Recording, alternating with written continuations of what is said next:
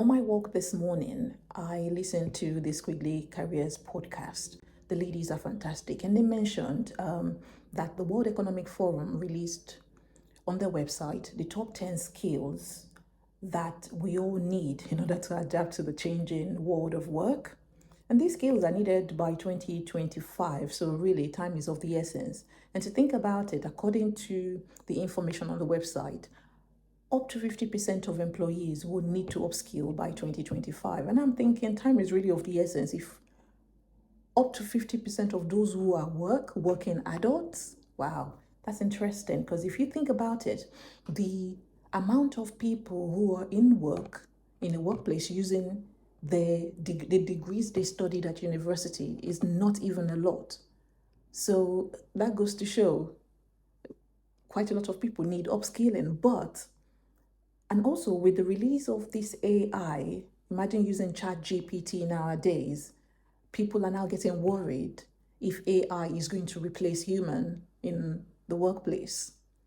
We shouldn't be resistant to using AI or any technological innovation if we have our skills pat down. Some of the skills mentioned on the website even goes from critical thinking to specialized skills in product marketing and human computer interaction. So if we're going to be working till retirement, why not pick a job that fulfills you but also makes it easier for you to upskill? Because I think a lot of the reason why people tend to be resistant to learning or to training is because they hate the job anyway. But if you love what you do, you're much more likely to say yes to opportunities, to be open to learning new things within that job. So my principle is that you define a lifestyle that you want, and then you go and find the job that matches and will deliver the money for that lifestyle for you.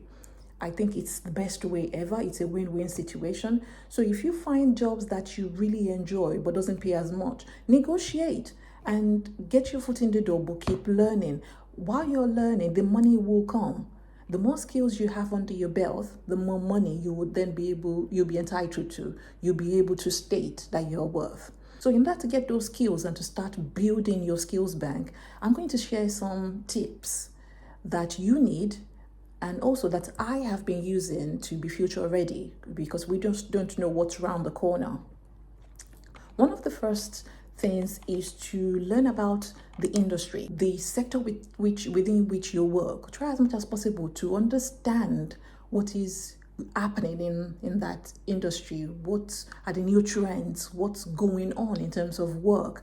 Then while you are doing that, network with people within the industry, because they're going to give you an insight into the skills that are high in demand. In fact, it's an excellent way to learn about the skills required for success. If you can go down that route, it's going to help you not to become obsolete, so to speak, even though we're humans. The second tip is to take advantage of all the learning opportunities that come your way. For now, more than ever, it's easier to learn new skills, and that's thanks to the rise of digital learning platforms. I say go for the free ones first. They do deliver value. Take whatever it is that come your way. You can take classes online. You can enroll in a course program that gives you certifications in whatever field that you do. Just go for it. It's always a good idea also to look for job shadowing opportunities. If there's an internship opportunity, say yes. If your employer is running apprenticeship, those are fantastic ways of building your skill set. The third point I'm going to add to this is, they say no knowledge is lost, but if you learn and you don't put it into action, that's a lost knowledge, in my opinion. So whatever you've learned, put it into practice. Make time every day to learn something new, whether it's brushing up on an old skill or trying to tackle something completely new. Practicing will help you to cement whatever it is that you've learned, and you become much more adept in that skill, but also much more at ease with your skill set. as you gather them. So the more you learn new skills, the more valuable you will be to yourself. We're not even talking to whatever company you work for, but to yourself. And should you decide down the line that you wish to run your own business, you're in a better position because you've been gathering and working hard to upskill yourself. And besides, it sounds like hard work. It's not. We're human beings, we're supposed to keep evolving. So if this is your way of evolving, then it makes it an easier route. You're able to create a path to a better you if you keep upskilling. I hope you found it useful because life is a journey and we just have to keep trotting along.